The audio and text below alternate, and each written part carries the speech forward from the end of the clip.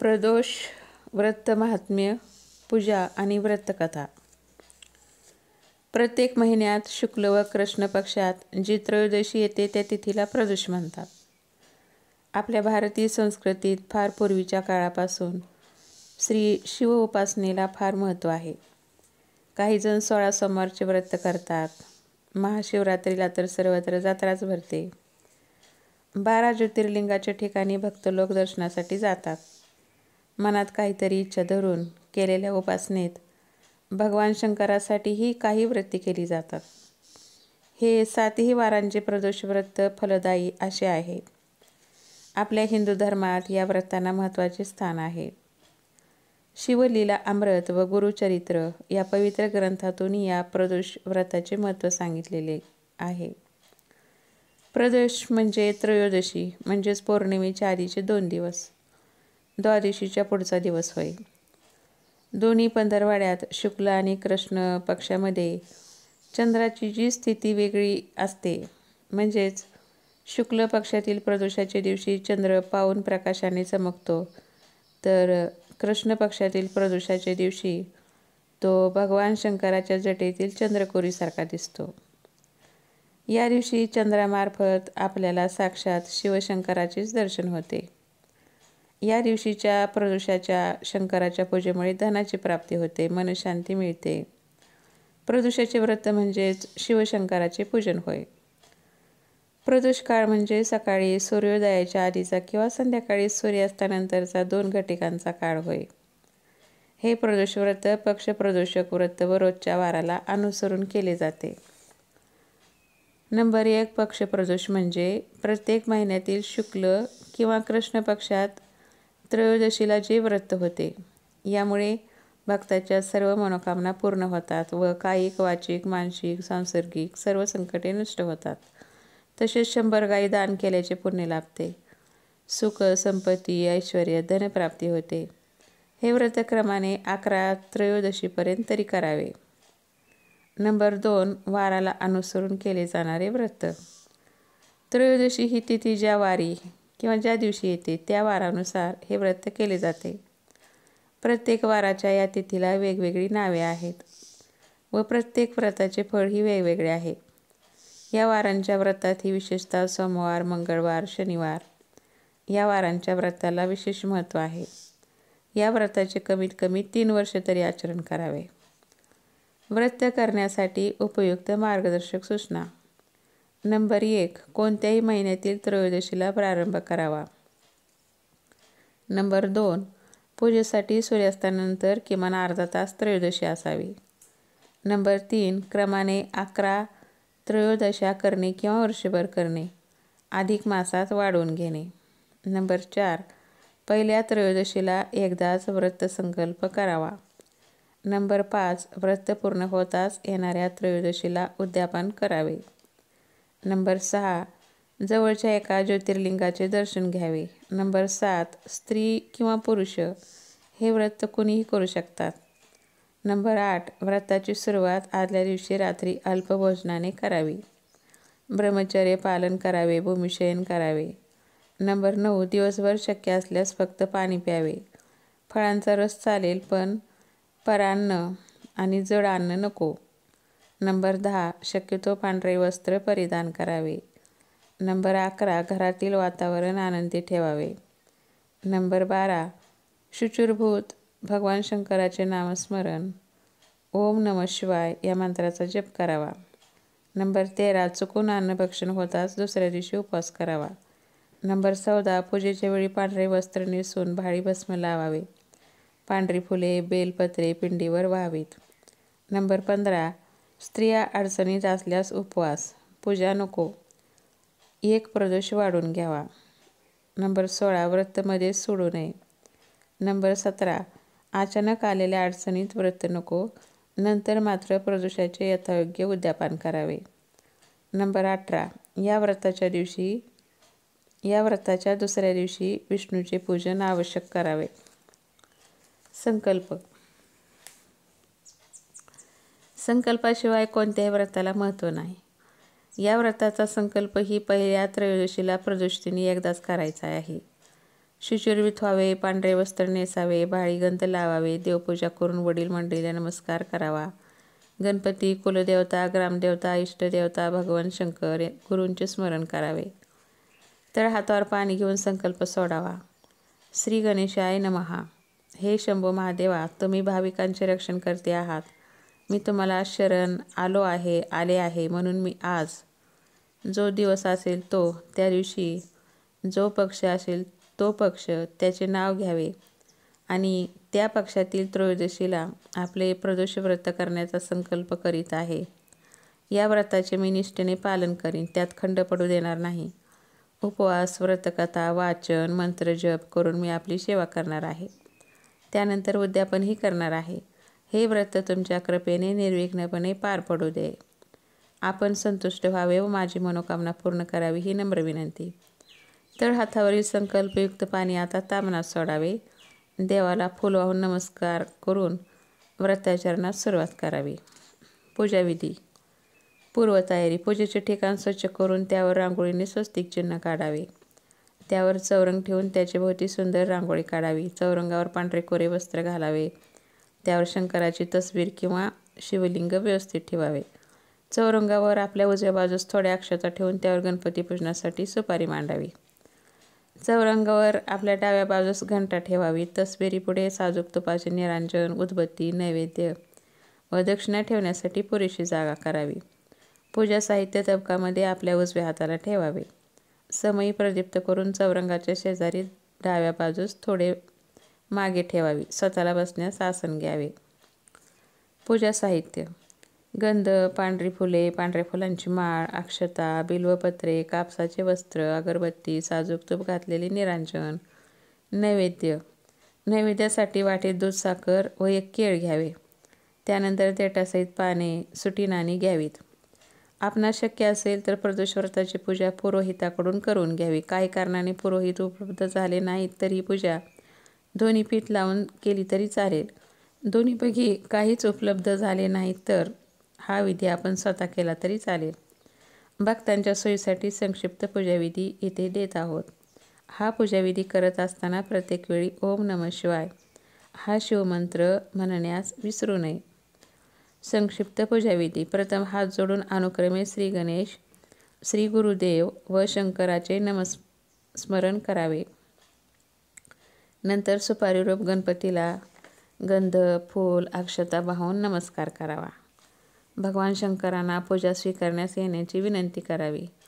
शंकराच्या तस्बिरीला अक्षता व्हाव्यात. तस्बिरीवर बिल्वपत्राने पाणी शिंपडावे. तस्बिरीला कापसाचे वस्त्र अर्पण करावे. नंतर देवाच्या भाळी पांढरे गंध लावावे. नंतर देवाला पांढऱ्या फुलांची माळ घालावी व बेलाची पाने अर्पण करावीत. प्रदीप्त सुगंधी अगरबत्ती घंटानाद करीत देवाला ओवाळावे.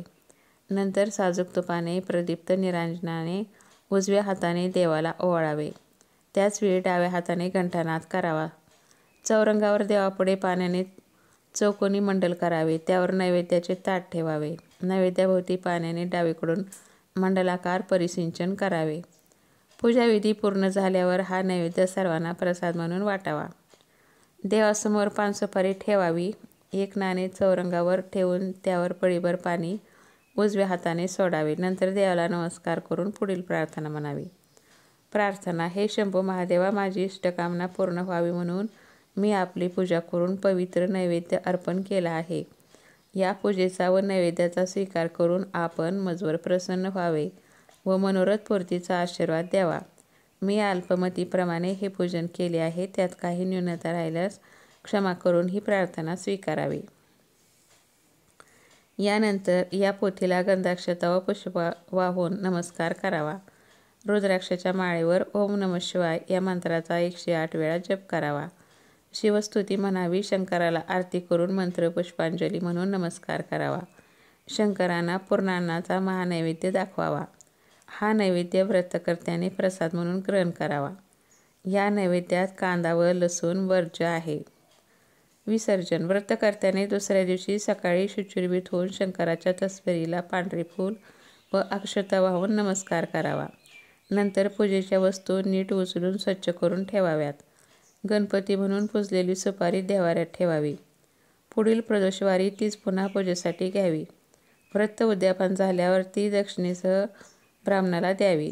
पूजेतील दक्षिणेतील पाणी उद्यापनानंतर शिवमंदिरातील दानपेटीत टाकावीत. निर्माल्य वेळच्या वेळी विसर्जित करावे.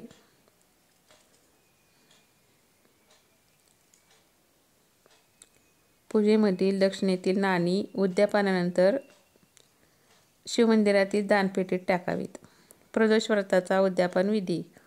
प्रदोष व्रताचे उद्यापन विधीमध्ये देवता स्थापन, होम हवन व अन्न संतर्पण या बाबींचा समावेश होतो. आपल्या परिस्थितीनुसार आपणास जमेल त्या पद्धतीने मनपूर्वक शिवपूजन करून शक्य होईल त्याप्रमाणे अन्न संतर्पण करावे. प्रदोष व्रताचा उद्यापन विधी सर्वसाधारणपणे पुढील प्रमाणे. संकल्पित व्रताचरण पूर्ण झाल्यावर त्याचे उद्यापन त्यानंतर येणाऱ्या त्रयोदशी सायंकाळी करावे. त्यापूर्वी आदल्या दिवशी गणेशपूजन घरी किंवा मंदिरात भजन करून कीर्तनाचे आयोजन करून जागरण करावे.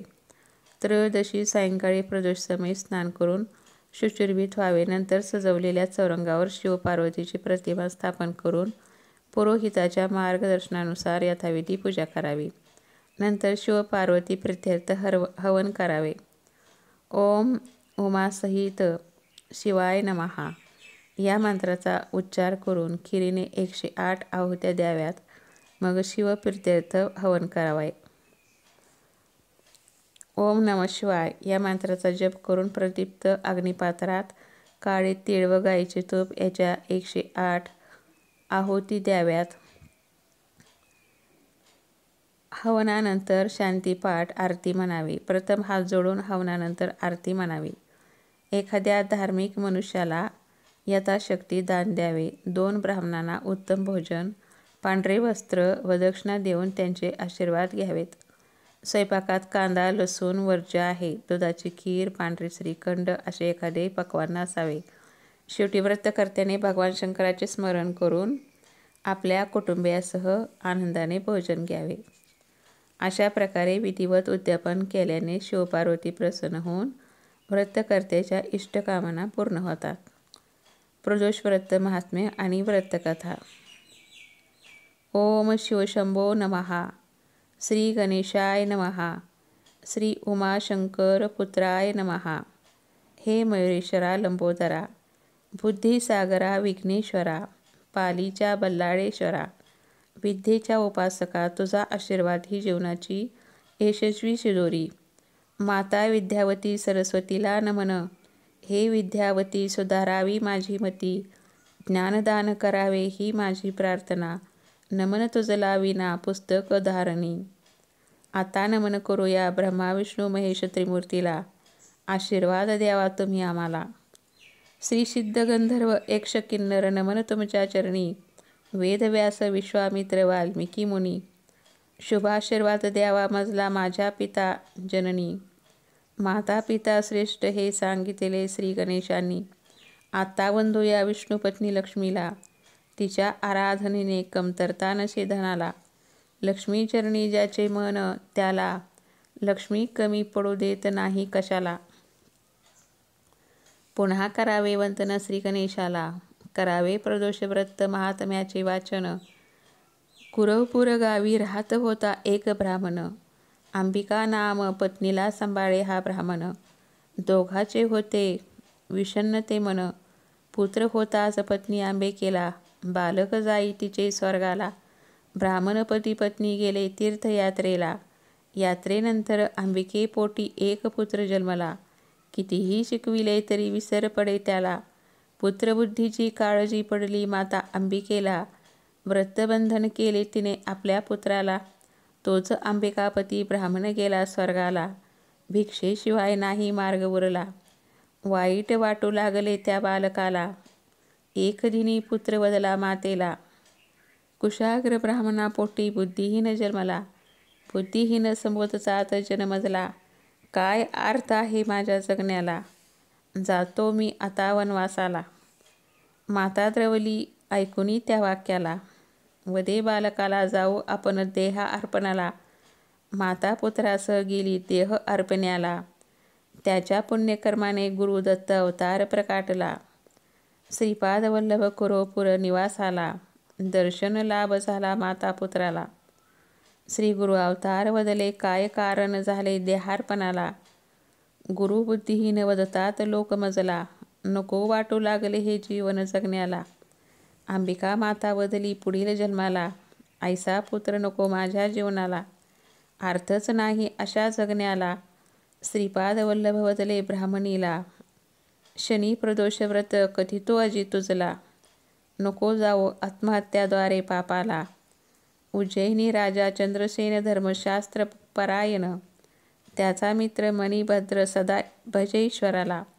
पाहुणी त्याच्या भक्तीला, शिवशंकरांनी सूर्यप्रकाशासारखा मणी दिला त्याला. एक विशेष महत्त्व होते त्या मण्याला, प्रकाश पडेल ज्यावर सोन्याचे रूप लावे त्या धातूला. पूर्णत्व येई त्या मण्याने मन इच्छेला, सर्वत्र त्या चिंतामणींची कीर्ती पसरली. परचक्र आले त्या राजाच्या राज्यावरी, तो दिन होता शनिवार त्रयोदशी. त्रयोदशी दिनी राजा गुंतला शिवलिंग पूजनी, प्रार्थित होता मनोमनी. तेथे आले गोप करण्या पूजा पाहणी, गोप वदले ती पूजा पाहुनी. आपणही पूजूया शिवलिंगा मनोमनी. गोप पूजू लागले त्या महाबळेश्वर शिवलिंगाला, गोपांचा पूजा समारंभ संपला. गोप गेले आप आपल्या घराला, एक गोपपुत्र त्या शिवलिंगापाशी थांबला. काही केल्या जाईना तो घराला. बालक हट्टाचा राग आला मातेला, तिने तोडले क्रोधाने त्या शिवलिंगाला. गोपपुत्र प्राण त्यागू लागला, तेव्हा प्रत्यक्ष शिव भगवान प्रसन्न झाले गोपाला. पाहून त्याच्या भक्तीला शिवशंकर वदले त्या गोपपुत्राला, काय वरदान देऊ भक्त गोपपुत्रा तुझला. गोप वदला श्री शिवशंकराला, हे शिवशंकरा महादेव भोला, रागे भरू नका माझे मातेला. तथास्तु म्हणून आशीर्वादले गोपपुत्राला. बालका यश येईल तुझ्या मनोरथाला. शिवलिंग राहिले गोपीच्या घराला, शिवालयाला पार नव्हता तेजाला. रात्रीचा प्रकाश भाषे जणू दिवस झाला, राजा गेला पाहायला. शिवलिंग वार्ता कळली जेव्हा राजाला, गौरी कुमाराला वृत्तांत विचारला. सकळ वृत्तांत गौरी कुमाराने सांगितला, राजा उतरे साऱ्यांच्या कौतुकाला. गौरीचा राजा वदती सारे राजाला, राजा चंद्रसेन निर्मळ झाला. त्याची शनी प्रदोष पूजा आली फळाला. शिवशंकर म्हणाले गौरी कुमाराला, क्षमावंत झाले तुझ्या मातेला. गौरी कुमार मनी आनंदला, ईश्वर त्याला प्रसन्न झाला. प्रदोष व्रत सांगुनी ब्राह्मण स्त्रीला, श्रीपाद वल्लभ वदला तिजला.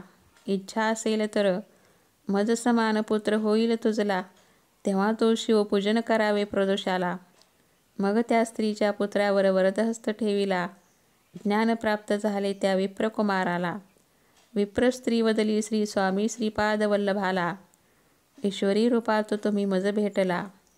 पूजा करीन मी शिवाची प्रदोषाला, वदली पुत्र व्हावा तुम्हासारखा मजला. नाही विसरणार प्रदोषी श्री शिवपूजनाला. प्रदोष पूजा करू लागली दोन्ही प्रदोषाला. तिचा तो पुत्र ज्ञानी झाला, तो त्याच्या संसारी मातेसह रमला. पुत्रकन्या वाढू लागली त्याच्या सदनाला. स्त्री वदली श्री गुरूंचा आशीर्वाद लाभला. श्री शिवकृपा होईल ज्याच्यावर, त्याची सर्व इच्छा होईल पुरी. हे शनी प्रदोषाचे महत्त्व फार, पण प्रदोष येतो घेऊन दुसरा वार. त्याचे सांगतो ईश्वर असा आहे प्रदोष वार, त्याचे फळ मिळते प्रत्येक वार.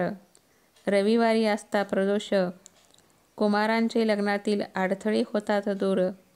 सोमवारी असता प्रदोष, सुवासिनींना लाभते सौभाग्यवश. सुखी जीवन उपभोगतो पुरुष. मंगळवारीची त्रयोदशी अर्थात प्रदोष, ऋणमुक्त होऊन ऋणदोष जातो निघून. सर्वात मोठा महत्त्वपूर्ण शनी प्रदोष, दूर होतात सारे दोष. श्री शंकर महादेव कैलासनाथ स्मरण, पार्वतीपती गंगाधर जाती आशीर्वाद देऊन. हे प्रदोष व्रत आहे फार महान, प्रदोषवारी ही पोथी वाचून, घ्यावे श्री शिवलिंगाचे दर्शन.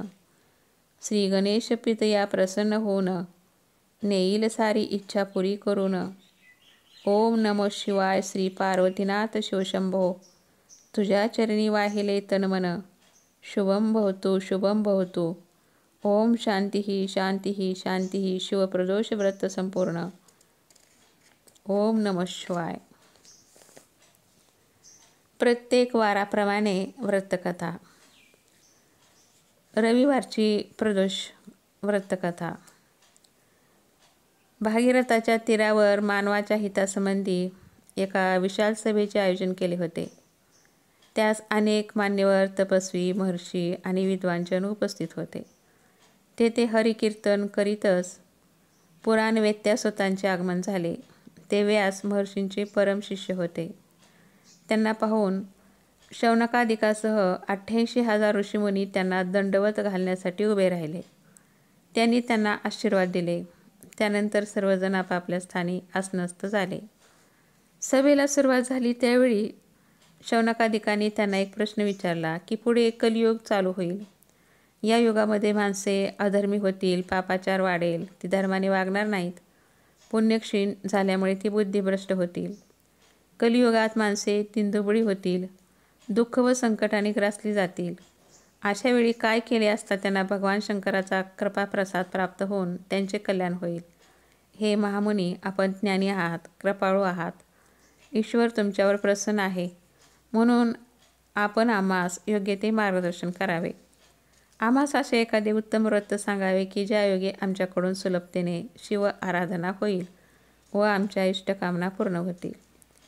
शिव आराधनेसाठी शौनकादिकांचे हे बोलणे ऐकून सुज्जीचे हृदय कणवेने भरून आले. ते म्हणाले, शौनकजी, येथे उपस्थित असलेले मुनिजन हो, तुमचे विचार कौतुकास्पद आहेत. तुमच्या मनात असलेल्या लोककल्याणाची भावना खूपच चांगली आहे. त्या भावनेची कदर करून मी तुम्हाला एक श्रेष्ठ व्रत सांगतो. या व्रताच्या पुण्यप्रभावाने मनुष्याचे सर्व पापकर्मे नाहीसे होतील. त्यांची सर्व दुःखे दूर होऊन त्यांना सुख समाधान लाभेल. त्यांना धनसंपत्ती, उत्तम संतती प्राप्त होईल. त्यांची सर्व मनोरथ पूर्ण होतील. हे व्रत भगवान शंकरांनी सतीला, देवी पार्वतीला सांगितले होते. पार्वतीने हे व्रत लोककल्याणासाठी माझ्या गुरूंना सांगितले. त्यांनी ते निज कृपेने मला कथन केले. तेच पालन शिवव्रत या मंगलसमयी मी तुम्हाला सर्वांना विदित करतो. असे सांगून त्यांनी शिवशंकराचा जय जयकार केला. सुतांनी सदर व्रत पुढील प्रमाणे कथन केले. आयुष्य आणि आरोग्यवृद्धीसाठी रवी त्रयोदशी प्रदोष व्रत करावे. प्रातःसमयी स्नान करून शुचिर्भूत व्हावे. भगवान शंकराचे ध्यान करावे. निराहार राहावे. शिवमंदिरामध्ये जाऊन शिवशंकराची आराधना करावी. कपाळी भस्माचा तिलक धारण करावा. शिवलिंगावर बेलपत्र व्हावे. धूप व दीप व अक्षतांनी त्यांची पूजा करावी. ऋतुमानाप्रमाणे उपलब्ध असणारी फळे त्यांस नैवेद्य म्हणून अर्पण करावीत. रुद्राक्षाच्या माळेवर ओम नमः शिवाय या षडाक्षरी मंत्राचा जप करावा. ब्राह्मणास शिवस्वरूप मानून त्यास भोजन व यथाशक्ती दक्षिणा द्यावी. असत्य भाषण करू नये. शक्यतो मौन पाळावे. ओम ह्रीं क्लीं नमः शिवाय स्वाहा असा मंत्र उच्चार करून गाईच्या साजूक तुपाच्या आहुत्या द्याव्यात. अशा केल्याने इच्छित फलप्राप्ती होते. व्रतकर्त्याने व्रतदिनी फक्त एकदाच भोजन करावे. भूमीवर शयन करावे. त्यामुळे त्याची सर्व कार्ये सिद्ध होतील. या व्रतास श्रावण मासामध्ये विशेष महत्त्व आहे. या व्रताचरणाने सर्व मनोरथ निसंशय पूर्ण होतात.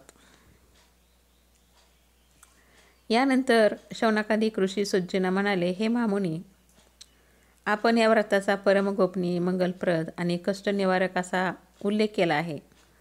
त्यामुळे आमच्या मनात या व्रताविषयी अधिक माहिती ऐकण्याची मनीषा निर्माण झाली आहे. तसेच हे व्रत पूर्वी कोणी कोणी केले याविषयी सांगावे, त्यांना त्याचे काय फळ मिळाले हे देखील आम्ही जाणू इच्छितो. त्यावर सुज्जीने या व्रतासंबंधी पुढील कथा सांगितली. कोणी एकेकाळी एका गावात एक ब्राह्मण राहत असे.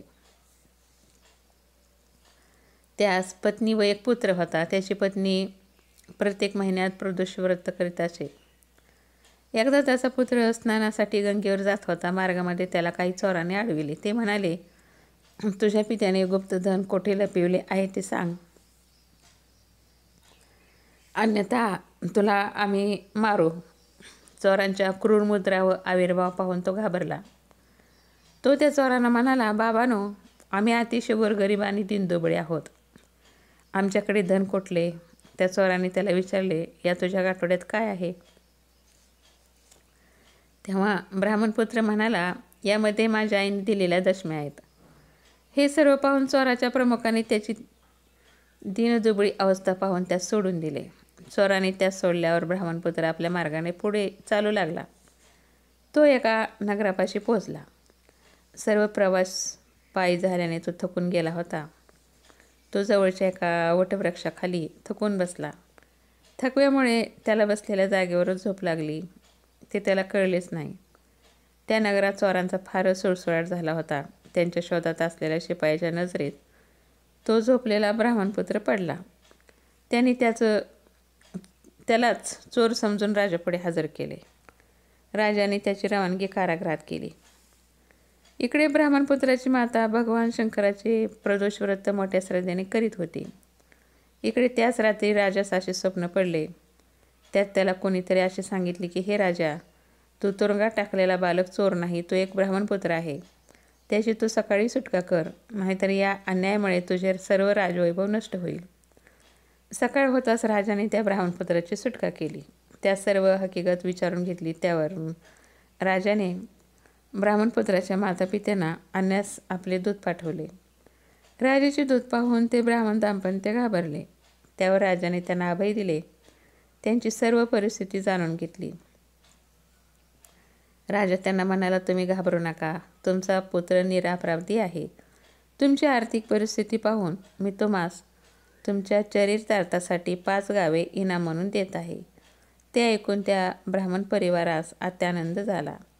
अशा प्रकारे शिवशंकराच्या कृपाप्रसादामुळे ते आनंदाने राहू लागले. त्यांचे कल्याण झाले. जो कोणी हे व्रत करील यास केवळ सुखप्राप्तीच प्राप्त होईल. त्यानंतर सोमप्रदोष व्रतकथा. सुतांच्या मुखातून प्रदोष महात्म्यपर कथा ऐकून उपस्थितांना फारच आनंद झाला. सुज्जींचे निरूपण फारच श्रवणी असल्यामुळे त्यांनी सुज्जींना सोमप्रदोष व्रतकथा सांगण्याची विनंती केली. तसे सुतजी म्हणाले, मान्यवर ऋषीजन हो, सोमप्रदोष व्रत केल्याने शिवपार्वती प्रसन्न होतात. त्यांच्या कृपादृष्टीने उपासकाच्या सर्व इष्टकामना पूर्ण होतात. सोमप्रदोष दिनी प्रातःकाळी लवकर उठावे, स्नान करून शुचिर्भूत व्हावे, शिवशंकराचे ध्यान करावे, त्यांची पूजा करावी, त्यांना अर्घ्य द्यावे. रुद्राक्षाच्या माळेवर ओम नमः शिवाय या मंत्राचा 108 वेळा जप करावा. शिवस्तुती म्हणावी. आपल्या कल्याणाप्रित्यर्थ त्यांची प्रार्थना करावी. त्यावर शौनकादी ऋषींनी हे व्रत पूर्वी कुणी केले होते व त्याची कथा व त्यांना त्याचे प्राप्त झालेले फळ याविषयी सांगण्याची विनंती केली. सूतजी म्हणाले, एका नगरात एक विधवा ब्राह्मणी राहत होती. ती निराधार होती. भिक्षा मागून ती आपले व आपल्या मुलाचे पोट भरायची. एक दिवस ती भिक्षा मागून परत येत असता तिला एक बालक दिसले. ते तिच्याच मुलाच्या वयाचे होते. त्याची अवस्था अतिशय वाईट होती. त्याला पाहून तिला खूप वाईट वाटले. तिने त्या निराधार मुलाला आपल्या घरी आणून त्याचा सांभाळ तिने आपल्या दुसऱ्या मुलाप्रमाणे केला. तो मुलगा विदर्भ देशाचा राजपुत्र होता. शेजारच्या राजाने त्याच्या पित्यावर आक्रमण केले होते. ते राज्य आपल्या ताब्यात घेतल्यामुळे तो राजपुत्र हिंदीन होऊन इकडे तिकडे भटकत होता. या ब्राह्मणीने त्याचे संगोपन केले. एके दिवशी ती अन्य नगरात गेली होती. तिथे त्याला एक तपस्वी साधू दिसला. तिने आपल्या दोन्ही पुत्रांना त्यांच्या पायावर घातले व त्यांचे कल्याण करण्याची विनवणी त्यांना केली. तिने आपल्या दुसऱ्या पुत्राविषयी त्यांना सांगितले. तेव्हा त्या तपस्वीने अंतर्ज्ञानाने सर्व प्रकार जाणला आणि त्याचा समग्र पूर्ववृत्तांत त्या ब्राह्मणीला सांगितला. त्यांनी कल्याणाच्या हेतूने तिने व तिच्या पुत्रांनी प्रदोष व्रत करावे तसे सांगितले. तेव्हापासून ती आपल्या मुलासह प्रदोष व्रत करू लागली. कालांतरानंतर ब्राह्मणीची मुले मोठी झाली. एकदा ब्राह्मणपुत्र व तो राजपुत्र खेळत खेळत वनात गेले. तेथे काही गंधर्व कन्या क्रीडेसाठी आल्या होत्या. त्यांना पाहून ब्राह्मणीचा पुत्र माघारी परतला. राजपुत्र धैर्याने पुढे गेला. राजपुत्राचे राजविंडे रूप पाहून गंधर्व राजाची कन्या अंशुमती मोहित झाली. तिने त्याच्याशी विवाह करण्याचा निश्चय केला. तिने आपले मनोगत आपल्या मातापित्याला सांगितले. भगवान शंकरांनीही गंधर्व राजाच्या स्वप्नात जाऊन अंशुमतीचा विवाह राजकुमाराशी करून द्यावा असे सांगितले. दुसऱ्या दिवशी अंशुमती आपल्या मातापित्यांना घेऊन राजपुत्राच्या भेटीस गेली. त्यांनाही तो जावई म्हणून पसंत पडला. लवकरच एका शुभ मुहूर्तावर गंधर्व राजाने अंशुमतीचा विवाह राजपुत्राशी लावून दिला. पुढे काही दिवसांनी राजपुत्राने गंधर्वाची प्रचंड सेना घेऊन आपल्या राज्याजवळ तळ ठोकला. त्याने विदर्भ देशातून सर्व शत्रूचे उच्चाटन केले. आपल्या मातापित्याचे गेलेले राज्य परत मिळविले. ब्राह्मणीला त्याने राजमाता म्हणून सन्मानित केले आणि तिच्या पुत्राला प्रधानमंत्री या पदावर नियुक्त केले. मग तो अंशुमतीचा आनंदाने राज्यकारभार करू लागला. अशा तऱ्हेने प्रदोष व्रताच्या प्रभावाने ती ब्राह्मणी, तिचा पुत्र व राजकुमार यांचे दिवस पालटले. त्यांचे दुःखाचे दिवस जाऊन त्यांना सुखाचे दिवस प्राप्त झाले. त्यांच्याप्रमाणे अन्य समस्त भक्तांना भगवान शंकरांची कृपा दृष्टी लाभत असते. प्रदोष व्रत हे शिवकृपेची अनुभूती देणारे श्रेष्ठ असे व्रत आहे. त्यानंतर मंगल प्रदोष व्रतकथा. शौनक ऋषी सुतजींना म्हणाले, मुनिवर, आता आपण आम्हाला मंगल प्रदोष अर्थात भौम प्रदोष व्रताबद्दल माहिती सांगण्याची कृपा करावी. त्यावर सुतजींनी सांगितले की मंगल प्रदोष हे व्याधीचे निवारण करणारे आणि कर्जापासून मुक्ती देणारे आहे. त्यामुळे सुख, शांती, संपत्ती व समृद्धी प्राप्त होते. ते पापनाशक म्हणून प्रख्यात आहे. मंगल प्रदोष व्रत करणाऱ्याने व्रतदिनी उपवास सोडताना गहू आणि गूळ यापासून बनविलेल्या पदार्थ सेवन करावे. उदाहरणार्थ गहू आणि गुळाची लापशी किंवा शिरा, गव्हाची चपाती व गूळ इत्यादी. आता या व्रतासंबंधी एक कथा सांगतो, ते ऐका. फार फार वर्षापूर्वी एका नगरात एक म्हातारी राहत असे. तिला एक पुत्र होता. त्याचे नाव मंगलिया. ती वृद्धा हनुमानांची श्रद्धेने उपासना करीत असे. ती प्रत्येक मंगळवारी हनुमानाचे व्रत करीत असे. त्याची पूजा करून त्यांना नैवेद्य अर्पण करीत असे. त्या दिवशी ती जमीन सारवीत नसे आणि मातीही खणत नसे. अशा प्रकारे तिने बराच काळ व्रताचरण केले. एके दिवशी हनुमंताने तिच्या श्रद्धेची परीक्षा घेण्याचे ठरविले. हनुमंताने साधूचा वेश घेऊन तिच्या घरी गेले. हनुमंत म्हणाले, माझी इच्छा पूर्ण करेल असा कोणी हनुमंताचा भक्त येथे आहे काय? त्यांचा आवाज ऐकून म्हातारी बाहेर आली. तिने साधूला नमस्कार केला. ती म्हणाली, महाराज, माझ्यासाठी काय आज्ञा आहे? साधू म्हणाला, मी भुकेने व्याकुळ झालो आहे. मी इथे स्वयंपाक करून भोजन करू इच्छितो. तू थोडीशी जमीन सारवून दिलीस तर बरे होईल. वृद्धेची द्विधा मनस्थिती झाली. ती हात जोडून म्हणाली, साधू महाराज, आज माझे व्रत आहे. आजचा दिवस मी जमीन सारवणे, माती खणणे अशी कामे करत नाही. या व्यतिरिक्त मला जी काही सेवा सांगाल ती मी अवश्य करीन. साधूने तिला तशी प्रतिज्ञा करावयास सांगितली. मग तो तिला म्हणाला, तू तुझ्या मुलाला येथे बोलावून घे. त्याला पोटावर झोपायला सांग.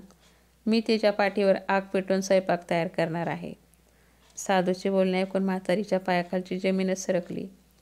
दिलेले वचन पाळण्याखेरीज तिच्यापुढे अन्य पर्याय नव्हता. तिने जड अंतःकरणाने मंगलियाला बोलावले आणि त्याला साधूच्या हवाली केले. पण साधूचे समाधान झाले नाही. त्यांनी मंगलियाला पोटावर झोपायला सांगितले आणि त्या वृद्धेच्या हातूनच त्याच्या पाठीवर आग पेटवून घेतली. त्यानंतर ती दुःखावेगाने आपल्या घरात गेली. थोड्या वेळाने स्वयंपाक तयार झाला. साधूने त्या वृद्धेला हाक मारली व म्हणाला, तो आपल्या पुत्राला हाक मार, म्हणजे त्याला येथे येऊन प्रसाद ग्रहण करता येईल. ते ऐकून तिला अश्रू अनावर झाले. ती म्हणाली, महाराज, आता त्याला हाक मारायला सांगून मला अधिक दुःखी कष्टी करू नका. पण साधूने तिचे काहीही ऐकले नाही. त्याचे मन राखण्यासाठी तिने मंगलियाला हाक मारली तर काय आश्चर्य, तो बाहेरून धावत धावत हसत आला. त्याला सुखरूप पाहून तिच्या आनंदाला पारावर राहिला नाही. तिने साधू चरणावर लोटांगण घातले, त्यांना नमस्कार केला, त्यांची क्षमा मागितली. तेव्हा प्रसन्न झालेल्या हनुमंताने साधू वेश टाकून तिला मूळ रूपात दर्शन दिले. आपल्या आराध्य दैवताला आपल्यासमोरच पाहून ती वृद्धा धन्य झाली. सुतजी म्हणाले, श्रोतेजन हो, हनुमंत हा रुद्रावतार आहे. मंगल प्रदोष व्रत केल्याने शिवपार्वती आपल्या भक्तांना अशाच प्रकारे दर्शन देतात. बुध प्रदोष व्रत कथा. सुतजी म्हणाले, ऋषीजन हो, आता मी तुम्हास बुध प्रदोष व्रताची कथा सांगत आहे, ती काळजीपूर्वक श्रवण करा. बुध प्रदोष व्रत हे भगवान शंकरांना अत्यंत प्रिय असे एक व्रत आहे.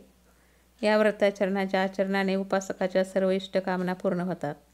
हे व्रत करणाऱ्याने दिवसातून एकदाच रात्री भोजन करावे. शक्यतो हिरव्या वस्तूंचाच वापर करावा. धूप, बिल्व धूप आणि बेलपत्राने शंकराची पूजा करावी. या व्रताची कथा आता सांगतो, ती ऐका. फार वर्षापूर्वी एका पुरुष विवाहानंतर काही दिवसांनी तो पत्नीसह सासरवाडीस गेला. तेथे त्यांचे उदर अंतःकरणाने आदरातिथ्य झाले. उत्तम अशी व्यवस्था झाली. त्याला आग्रह करून ठेवून घेतले. काही दिवसांनी तो स्वगृही जाण्यास निघाला. तो बुधवार होता. त्या दिवशी माहेरी आलेल्या मुलीला निरोप देणे शुभ नसते. शुभ नसते म्हणून त्याच्या सासू सासऱ्यांनी व अन्य मंडळींनी त्याला दुसऱ्या दिवशी प्रस्थान करण्याची विनंती केली. पण त्याने कोणाचेही ऐकले नाही. महत्त्वाचे काम असल्याने मला जाणे भागच आहे असे त्यांना निक्षून सांगितले. त्यामुळे सासरच्या मंडळींचा नाईलाज झाला. त्यांनी त्या दाम्पत्यास नाखुशीने निरोप दिला. तो ग्रस्त बैलगाडीने पत्नीसह आपल्या गावी निघाला. मार्गामध्ये त्याच्या पत्नीला खूपच तहान लागली. तिच्या घशाला कोरड पडली. तेव्हा तो तांब्या घेऊन पाणी आणण्यासाठी गेला. काही वेळाने परत आला. तेव्हा समोरचे दृश्य पाहून त्याला मोठे आश्चर्य वाटले व राग आला. कारण त्याची पत्नी दुसऱ्या पुरुषाने आणलेले पाणी पिऊन त्याच्याशी हसत खेळत गप्पा मारित होती. त्याच्या तळपायाची आग मस्तकात गेली. पत्नीला जाब विचारण्यासाठी तो ताडताड पावले टाकत बैलगाडीपाशी गेला. तेव्हा आपली पत्नी हुबेहूब आपल्यासारख्या दिसणाऱ्या अन्य पुरुषाशी बोलत आहे हे पाहून त्याची बुद्धी कुंठित झाली. तो त्या पुरुषाशी वाद घालू लागला. त्याची पत्नी ही संभ्रमात पडली. या दोघांपैकी आपला खरा पती कोण हेही तिला कळेना. ती गोंधळून रडू लागली. त्यामुळे येणारे जाणारे लोकांची गर्दी झाली. तेवढ्यात राजाचे शिपाई तेथे आले. त्याने त्या स्त्रीस त्याविषयी विचारले, हा काय प्रकार चालला आहे? या दोघांपैकी तुझा खरा पती कोण? पण ती बिचारी काहीच बोलू शकली नाही. तेव्हा भर रस्त्यात घडत असलेला प्रकार पाहून त्या पुरुषाच्या डोळ्यात पाणी आले. सासरची माणसे आज बुधवारी त्रयोदशी असताना जाऊ नको अशी परोपरीने सांगत असताना आपण त्यांचे ऐकले नाही, त्याचेच हे फळ आहे. या विचाराने तो पश्चाताप करू लागला. त्याने भगवान शंकरांना हात जोडले व म्हणाला, प्रभो, माझ्याकडून आज अक्षम्य अपराध घडला आहे. मला क्षमा करा. भविष्यात मी असा प्रमाद करणार नाही. तुम्ही माझे व माझ्या पत्नीचे रक्षण करा. त्या ग्रस्ताने अशी कळकळून प्रार्थना करताच तो दुसरा पुरुष अंतर्धान पावला. मग तो ग्रस्त पत्नीसह सुखरूपपणे आपल्या घरी गेला. त्यानंतर ती दोघे नियमाने बुध प्रदोष व्रत करू लागले. त्यांचे उर्वरित आयुष्य सुख समाधानात गेले. गुरु प्रदोष व्रतकथा. शौनक ऋषी सुतजीला म्हणाले, महामुने, आता आम्हाला गुरु प्रदोष या व्रताची कथा सांगा, जेणेकरून या व्रताचे महात्म्य आम्हाला समजेल. सुतजी शौनकाधिक श्रोत्यांना म्हणाले, महोदय, गुरु प्रदोष व्रत केल्याने उपासकाच्या शत्रूचा विनाश होतो. व्रतकर्त्याला सुख, समाधान, शांती व स्थैर्य लाभते. त्याचा उत्कर्ष होतो. या जगात जे व्रत, वारांची, मासांची व तिथींची जेवढे व्रते प्रचलित आहेत, त्यामध्ये गुरुप्रदोष हे अतिशय ज्येष्ठ असे आहे. मी तुम्हाला या व्रताची कथा सांगतो, ती आपण श्रवण करावी. एकदा देवाचा राजा इंद्र आणि वृत्रासुर यांच्यात भयंकर रणकंदन झाले.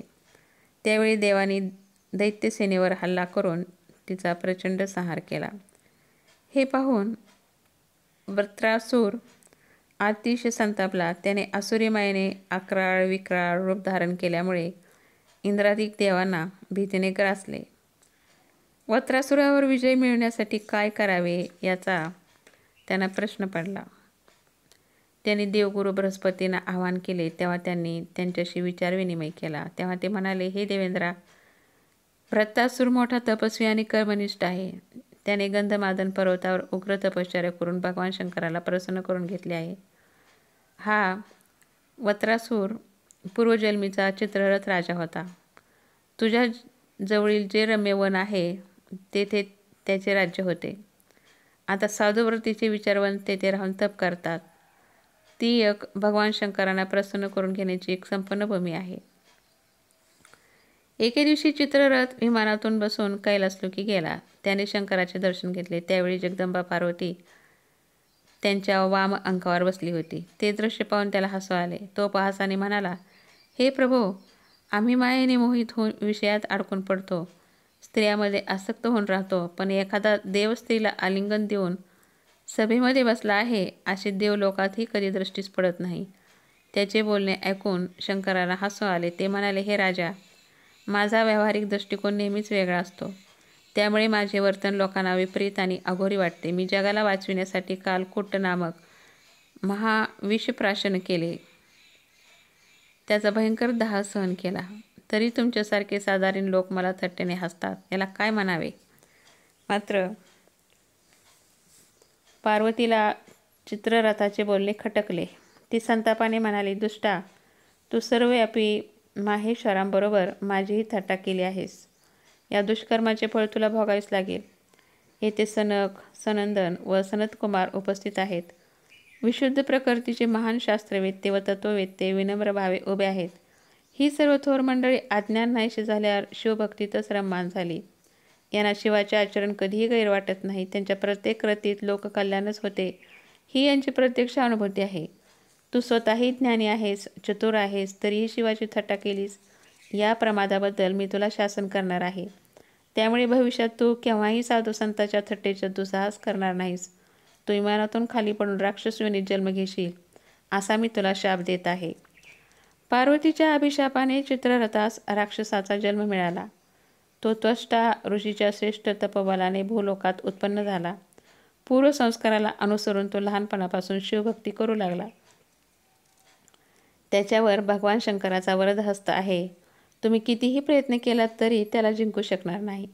म्हणून माझे तुम्हाला सांगणे आहे की तुम्ही गुरुप्रदोष व्रत करून आधी शंकराला प्रसन्न करून घ्या. त्यानंतरच तुम्हाला व्रतासुराचा पराभव शक्य होईल. ते ऐकून इंद्रादिकांना मोठे समाधान लाभले. त्यांनी गुरुप्रदोष व्रताचे मोठ्या श्रद्धेने आचरण केले. त्या व्रत प्रभावानेच इंद्राने वृत्रासुरावर विजय मिळविला आणि देवलोकात शांती प्रस्थापित झाली. शुक्र प्रदोष व्रत कथा. सुज्जींनी शुक्र प्रदोष व्रताची कथा सांगितली ती अशी. ती म्हणाले, शुक्र प्रदोष व्रताचा विधी हा सोम प्रदोष व्रतासारखाच आहे. यामध्ये खिरीसारख्या पांढऱ्या पदार्थाचे सेवन करणे यास विशेष महत्त्व आहे. या व्रताचरणाने स्त्री सौख्य लाभते, सौभाग्यवृद्धी होते. या व्रताची कथा पुढील प्रमाणे. प्राचीन काळातील ही एक गोष्ट आहे. एका नगरात 3 घनिष्ठ मित्र राहत होते. त्यांच्यापैकी एक राजपुत्र होता, एक ब्राह्मणपुत्र आणि तिसरा एका धनिकाचा पुत्र होता. राजपुत्र व ब्राह्मणपुत्र यांचे विवाह झाले होते. ते आपापल्या संसारात सुखी होते. धनिक पुत्राचा विवाह झाला होता, पण त्याची पत्नी सासरी नांदावयास तयार नव्हती. एके दिवशी ते 3 मित्र गप्पागोष्टी करीत होते. त्यामध्ये स्त्रियांचा विषय निघाला. तेव्हा स्त्रियांची तारीफ करताना तो ब्राह्मणपुत्र म्हणाला, पुरुषाला स्त्रीशिवाय शोभा नाही. पत्नी ही ग्रहलक्ष्मी असते, तिच्याशिवाय जीवन व्यर्थ आहे. ते ऐकून धनिक पुत्र घरी गेला. त्याने आपल्या मातापित्यांना आपल्या पत्नीला माहेराहून सासरी परत आणण्यासाठी निश्चय सांगितला. त्यांनी त्याला समजावण्याचा प्रयत्न केला. त्यांनी त्याला असे सांगितले की तुझी पत्नी येथे यावयास पाहिजे हे आम्हासही मान्य आहे, पण सध्या शुक्रदेवता अस्तंगत आहे. हा काळ विवाहित स्त्रियांना माहेराहून सासरी आणण्यास शुभकारक नाही. धनिक पुत्राने मायपित्याचे न ऐकता तो हटाने सासरी पत्नीस आणण्यास गेला. त्याने सासऱ्यांना आपले मनोगत सांगितले. त्यांनीही त्याला समजावण्याचा प्रयत्न केला, पण त्यांचेही त्याने ऐकले नाही. शेवटी त्यांचाही नाईलाज झाला. त्यांनी जावयाचे यथोचित सत्कार करून आपल्या कन्येला सासरी नांदवायस पाठवले. सासरच्या लोकांचा निरोप घेऊन धनिक पुत्र पत्नीसह बैलगाडीतून आपल्या गावी निघाला. नगराच्या बाहेर येताच गाडीचे एक चाक निखळले. त्यामुळे एक बैलाचा पाय मोडला. पत्नीही खाली पडली, ती जखमी झाली. बैलावर व पत्नीवर प्रथमोपचार केला व त्याने पुढील प्रवास चालू केला. थोडे अंतर चालून जाताच चोरांनी त्याच्यावर हल्ला चढवला. त्यांनी धनिक पुत्रास व त्याच्या पत्नीस मारहाण करून त्यांना जखमी केले. त्याच्याकडील धनधान्य वस्त्रालंकार लुटून ते पसार झाले. ते दोघे रडत खडत कसेबसे घरी पोहोचले. अंगणात येताच धनिक पुत्रास एका सर्पाने दंश केला. त्यामुळे तो जीवाच्या आकांताने ओरडला. त्याचा आवाज ऐकून घरातील सर्व माणसे धावत बाहेर आली. त्याच्या पित्याने धावत जाऊन वैद्यास घेऊन त्याच्यावर औषधोपचार सुरू केला. पण वैद्याने त्यांना सांगितले की हा 3च दिवस जिवंत राहील. हे ऐकून त्यांच्या कुटुंबावर कोराडच कोसळली. त्याच्या मृत्यूच्या धास्तीने त्याचे मातापिता भयभीत झाले. त्याची पत्नीही रडू लागली. तेवढ्यात हा सर्व वृत्तांत ऐकून ब्राह्मणपुत्र त्वरेने तेथे आला. तो महाविद्वान होता. तो धनिकाला म्हणाला, तुमचा पुत्र मूर्ख आहे. शुक्रास्त असताना तो पत्नी सासरी घेऊन आला. म्हणूनच या सर्व संकटाला त्याला सामोरे जावे लागत आहे. आता त्याला पत्नीसह तिच्या घरी पाठवा. त्याला वाचवण्याचा हा एकमेव उपाय आहे. त्याचबरोबर तुम्ही दोघांनी शुक्र प्रदोष व्रत करा. त्यायोगे तुम्हा दोघांचे कल्याण होईल. धनिकाला त्याचे म्हणणे पटले. त्याने पुत्र व सुनेला तिच्या घरी पाठवले. तिच्या माहेरी जाताच त्याच्या तब्येतीत फरक पडला. तो लवकरच बरा झाला. संकल्पाला अनुसरून धनिकाने व त्याच्या पत्नीने शुक्र प्रदोष व्रत केले. या व्रताच्या पुण्याने त्यांच्यावरील संकटाचे निवारण होऊन ते सर्व कुटुंब सुखी झाले. शनी प्रदोष व्रतकथा. शौनक ऋषी सुज्जींना म्हणाले, हे महामुनी, तुम्ही आम्हाला भगवान शंकराची प्रसन्नता व कृपादृष्टी प्राप्त करून देणाऱ्या सर्व प्रदोष व्रतांचे महत्त्व सांगितले. आता आम्हास शनी प्रदोष व्रताविषयी सांगा. सुज्जी म्हणाले, ऋषीश्वर, शनी प्रदोष व्रत केल्याने पुत्रप्राप्ती होते. तसेच संततीविषयक चिंता दूर होतात. या संदर्भात एक कथा मी तुम्हाला सांगतो, ती तुम्ही कथन करा. प्राचीन काळी एका नगरात एक धनिक राहत होता. तो धनधान्य आणि वैभवाने संपन्न होता. तो धर्मशील, कृपाळू आणि उदार होता. तो याचकांना कधीही विनमुख पाठवित नव्हता. अशा प्रकारे समृद्धी असूनही त्याची पत्नी नेहमी दुःखी होती. पुत्र संतती नसल्यामुळे त्यांचे मन प्रपंचात रमत नव्हते. संतान सौख्य लाभावे म्हणून त्यांनी अनेक उपाय केले, पण त्याचा काही उपयोग झाला नव्हता.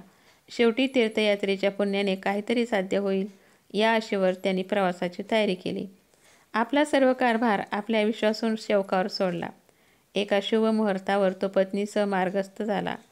थोडे अंतर गेल्यावर त्यांना एका विशाल वटवृक्षाखाली एक तेजस्वी मुद्रेचा साधू ध्यानस्थ मग्न अवस्थेत बसलेला दिसला. त्याच्या मुद्रेवर तपश्चर्येचे तेज विलसत होते. त्याला पाहून त्यांच्या मनात साधूविषयी पूज्य भावना निर्माण झाली. आजचा दिवस भाग्याचा आहे. या साधूंचा आशीर्वाद घेऊन पुढे मार्गस्थ व्हावे असे त्यांनी ठरवले. ते साधूच्या समोर हात जोडून उभे राहिले. त्यांनी सकाळपासून संध्याकाळपर्यंत वाट पाहिली, पण साधूंची समाधी काही उतरली नाही. ती रात्र सरली. दुसऱ्या दिवशी सकाळी साधूंनी डोळे उघडले. त्यांची समाधी उतरल्याचे पाहून त्या दाम्पत्यास अत्यानंद झाला. त्यांनी साधूस भक्तिभावाने वंदन केले. यावर साधूने त्यांच्याकडे सस्मित पाहून त्यांना शुभाशीर्वाद दिला. साधूने हात उंचावत त्यांना आशीर्वाद दिला. तो त्यांना म्हणाला, हे धनिका, तुझी भक्ती व धैर्य पाहून मी तुमच्यावर खुश झालो आहे. मी तुमची व्यथा जाणतो. पुत्र संतान नसल्याने तुम्ही दुःखी आहात हे मी जाणतो. तुम्हास पुत्रप्राप्तीचा एक उत्तम उपाय सांगतो. त्यानंतर त्या साधूने त्यांना शनी प्रदोष व्रत करण्यास सांगितले. त्यांना तुम्हास सद्गुणी पुत्र संतती होईल असा आशीर्वाद दिला. साधूंना वंदन करून त्यांनी तीर्थयात्रेस प्रारंभ केला. काही दिवसांनी घरी परतल्यावर शनी प्रदोष व्रताचा संकल्प करून नियमपूर्वक व्रताचरण केले. या व्रताच्या पुण्यप्रभावाने त्यांना पुत्रसंततीचा लाभ झाला. अशा रीतीने त्या धनिकाचे सर्व मनोरथ पूर्ण झाले. व्रताचरणावर निष्ठा ठेवून तो आपल्या परिवारासह सुखी कालक्रमणा करू लागला. प्रदोष व्रतकथा संपूर्ण. फलश्रुती. रवी प्रदोष हे व्रत केल्याने आयुष्य व आरोग्य प्राप्ती होते. सोमप्रदोष हे व्रत केल्याने अभीष्ट कामनापूर्ती व कार्यसिद्धी होते. मंगळ किंवा भौमप्रदोष व्रत केल्याने ऋणमुक्ती, रोगमुक्ती व सौख्य प्राप्ती होते. बुध प्रदोष व्रत केल्यामुळे अभीष्ट मनोरथ पूर्ण होतात. गुरुप्रदोष केल्यामुळे शत्रूंचा नाश होतो, सुख शांती लाभते, स्थैर्य प्राप्ती होते.